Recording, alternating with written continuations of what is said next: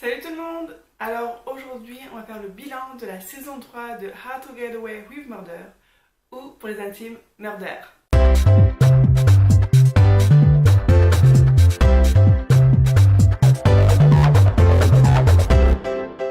Bon, je vais vous dire de quoi ça parle, du moins pour l'épisode 1 de la saison 1. Mais franchement je vous conseille à 200% cette série, donc si vous ne l'avez pas encore commencé, allez-y, elle est juste géniale. Et si vous n'êtes pas à jour, allez vous mettre à jour parce que ça serait vraiment dommage de se faire spoiler, surtout dans cette série. Alors pour la petite fiche technique de la série, c'est ce qu'on pourrait appeler une série judiciaire américaine. Elle est créée par Peter Nowak et produite par Shonda Rhimes et elle est diffusée depuis le 25 septembre 2014 sur la chaîne ABC. Et la série est renouvelée pour une saison 4 à l'automne 2017. Donc le speech de départ est plutôt simple. On va suivre l'histoire d'Annalise Keating, qui est une brillante avocate qui donne également des cours de droit à l'université. Et chaque année, en fait, elle sélectionne 5 étudiants, il me semble, pour l'aider sur des affaires.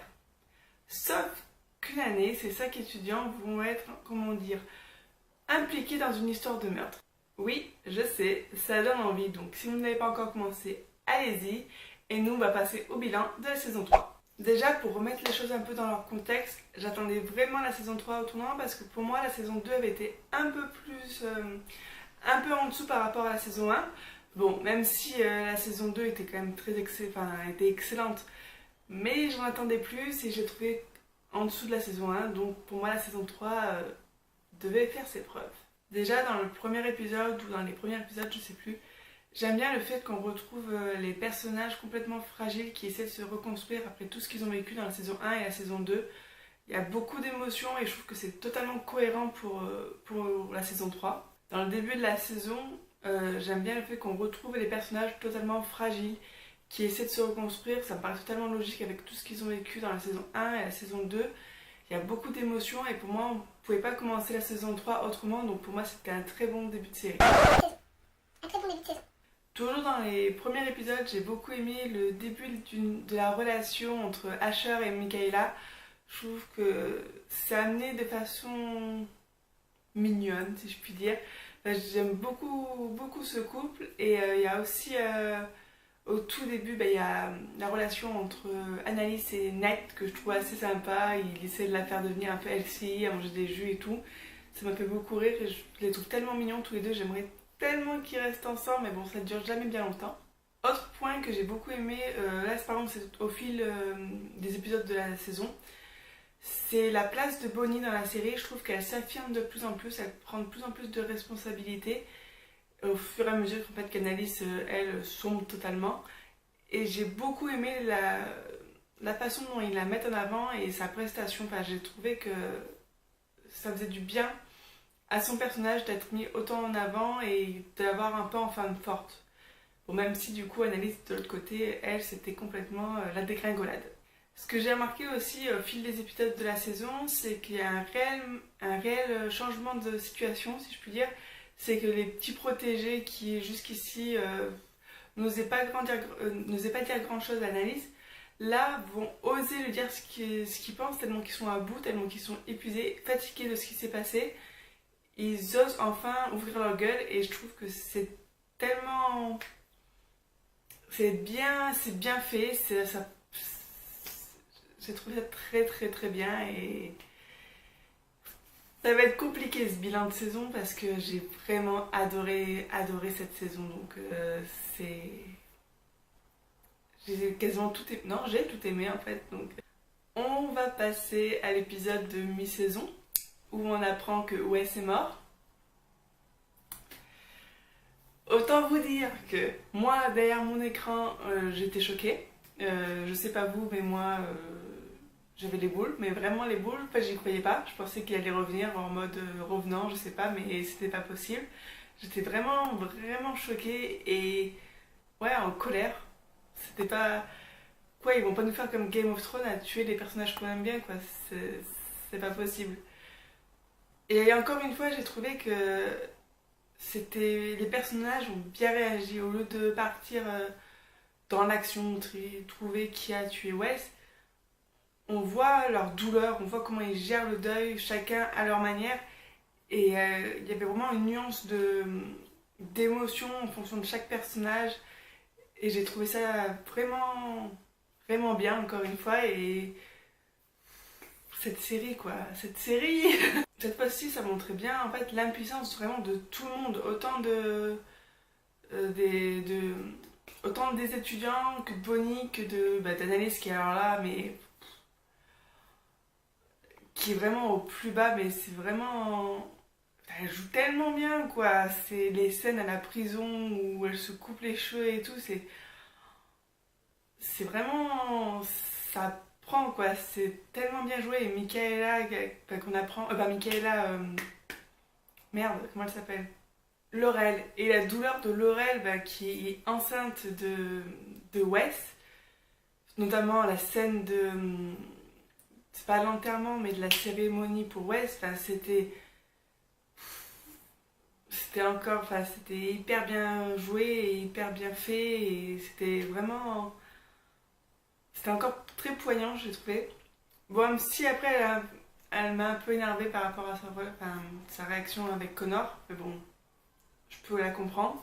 Non, non, vraiment les émotions, mais les émotions, quoi, c'était l'ascenseur émotionnel, enfin c'était même pas l'ascenseur émotionnel, c'est qu'on était au plus bas, quoi. On était au plus bas. Malgré le fait que dans la saison 1, saison 2 et même dans la saison 3, ils se lancent des petits pics les uns envers les autres. On voit bien qu'au fond, ils sont hyper proches comme des frères et sœurs. En fait, c'est des chamailleries, enfin, ils sont vraiment liés et que même quand ils s'envoient des choses méchantes à la gueule, enfin, ils sont vraiment très proches. Donc, enfin, j'ai trouvé la mise en avant de leur relation, des liens qui les unissent, vraiment très forte. Enfin, donc forcément, les 5 épisodes qui ont suivi, c'était en mode je mène l'enquête pour savoir qui a tué Wes. Hein. Autant eux que moi, j'essayais de savoir qui avait fait ça. Ils ont essayé un peu de nous mettre des doutes sur Bonnie, après un peu sur Nate, mais ça par contre j'y ai pas du tout cru. Et le dernier, enfin pas le dernier, l'avant-dernier épisode, mais j'avais la boule au ventre. C'était... Mais cette saison, quoi, cette saison, j'avais la boule au ventre, tellement ça m'angoissait, tellement que enfin, c'était prenant, mais c'était un truc de malade. Non, et le final de cette saison, quoi, c'est waouh, putain, quoi, c'est. Ah, ils nous avaient habitués à des finaux assez spectaculaires, mais là.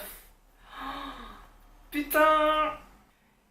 En plus, ils représentent hyper bien la saison, quoi, avec une ambiance assez lourde, assez pesante. C'était le bouquet final. Comme je vous l'ai dit dans les premiers épisodes de la saison, le couple Asher-Michaela, cœur-cœur, quoi. Ah non, moi je les adore, je trouve leur relation tellement mignonne, tellement sincère, tellement... Ils vont trop bien ensemble, j'espère que ça va durer. Non, j'espère trop, ils vont trop bien ensemble. Et la révélation, quoi. Comme quoi, c'est pas les Mahoney comme on suspectait, depuis pas le début, mais qu'on suspectait à fond, mais comme quoi c'est le père de Laurel qui a commandité le meurtre de Wes. Non mais, what? Quoi, c'est... À un moment, j'avoue, entre nous, j'y ai pensé, parce que on a un peu vu la relation qu'ils avaient, le fait qu'ils mettent un peu en avant le passé de Laurel par rapport à son père. Je me suis dit, bon, peut-être que voilà, ils vont nous faire passer ça sur un compte un peu pas de la mafia, mais par rapport à son père. Mais je me suis dit, il va pas risquer la vie de sa fille pour tuer Wes. Et pourquoi? Enfin, ça me paraissait pas logique. Du coup, c'est parti aussi vite que c'est venu dans ma tête. Mais en fait, c'était ça. Et ça me paraît juste énorme, énorme, énorme. Par contre, je suis un peu triste, quoi. On va plus voir Wes. Moi, je l'aimais bien. Peut-être qu'on va le voir dans des flashbacks en lien, du coup, avec la famille Laurel. Je sais pas, j'espère. Bon, globalement, comme vous l'aurez compris, j'ai adoré cette saison. Enfin, c'était au-delà de mes attentes, en fait. Ça a largement surpassé la saison 2. C'était la meilleure saison 3 qu'ils auraient pu faire, clairement. Les prestations, mais de chaque acteur, pas que d'analyse, c'était juste, mais waouh, quoi, c'est impressionnant comme ils sont bons, mais juste impressionnant. Et je me dis qu'en fait, on n'en sait pas beaucoup sur le background de chaque étudiant. Donc il y a moyen encore de faire pas mal de choses, donc on verra bien, mais je me dis qu'en fait, on sait rien, quoi, sur eux, sur leur vie, sur leur passé. Donc il y a encore moyen qu'il y ait encore pas mal de saisons. Et, chose très importante, mon Dieu que ça va être long d'attendre l'automne prochain. Ça va être super long. J'ai trop hâte. Voilà, c'était mon bilan de la saison 3 de How to Get Away with Murder. Dites-moi vous ce que vous en avez pensé, ça m'intéresse vraiment, donc dites-moi ça en commentaire. Dites-moi si vous êtes autant emballé que moi par cette saison, quoi, parce que pour moi c'était juste dinguissime. Comme d'hab, vous pouvez vous abonner à la chaîne pour pas louper la prochaine vidéo. Vous pouvez mettre un petit pouce bleu bien sûr si vous avez aimé. Et vous pouvez me suivre sur les réseaux sociaux pour suivre l'actu des séries en général. Et moi je vous dis à bientôt, j'ai une série qui m'attend. Salut!